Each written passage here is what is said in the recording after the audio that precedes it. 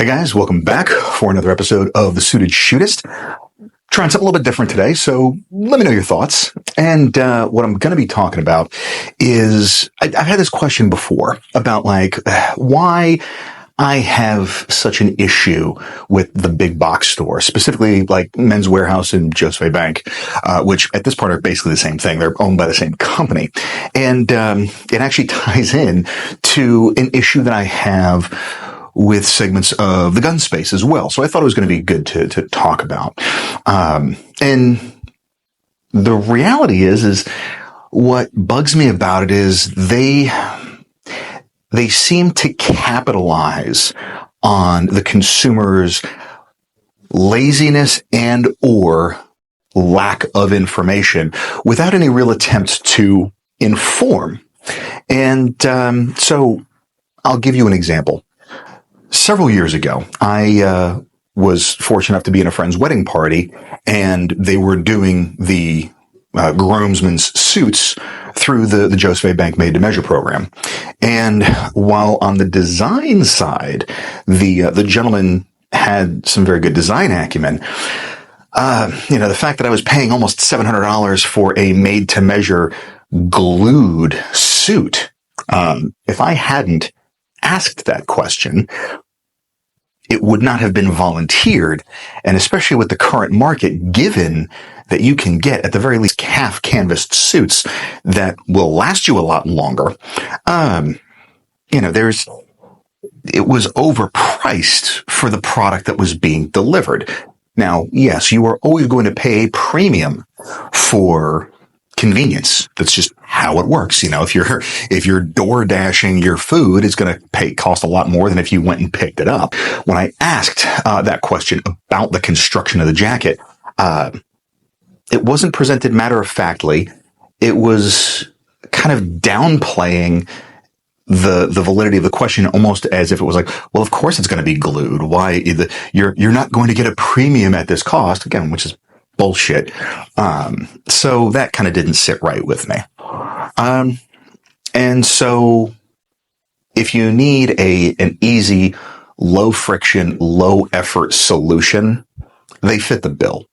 I don't care for it because, and I've said this before, you can go to virtually any Goodwill, any consignment shop and find a Joseph A. Bank or a Men's Warehouse suit for $50. And so that's kind of, in my mind, what they're actually worth. Now, if you need one immediately and you don't have the time to hunt, again, you have less time, so you're going to pay more. But this is also justification for why you should maybe do a little bit of your own research and kind of keep a vigilant eye out for opportunities that present themselves. Now, how does this translate to the gun world? Well, just because something is for sale doesn't necessarily mean that the company making it is looking out for you. And we see this a lot with very poorly designed holsters. We see this all the time, unfortunately, with self-defense products that are exclusively designed on paper, never actually tested in the real world, and are marketed to those with an aversion to any concept of interpersonal violence. And some of them are mildly annoying. Some of them, in my mind, are outright problematic. There are companies out there that are marketing less lethal defensive products to the concealed carrier and to the general consumer marketplace.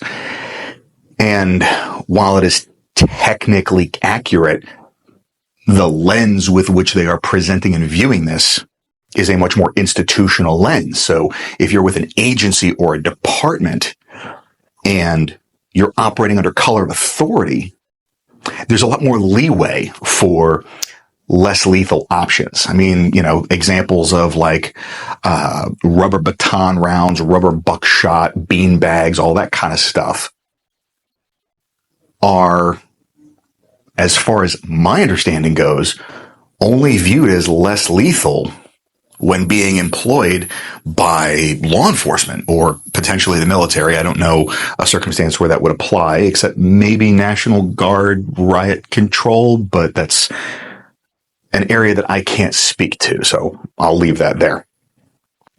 Because the challenge is let's look at, rubber shotgun rounds, whether it's rubber buckshot, rubber slugs, what have you. I don't know of a single instance where the civilian defender, private citizen, however you want to present that, would be legally justifiable in employing a firearm against another person with, under U.S. law, and it not constitute deadly force. So whether I'm hitting them with rubber buckshot or flight control, the law is viewing my action as deadly force. So why am I going to throttle that back? And again, the challenge is these companies are presenting the solution, and for the less educated consumer, they're viewed as the authority, but they're not going to suffer the consequences. And that's the part that doesn't sit right with me. So I say all that just to kind of present this as a cautionary tale.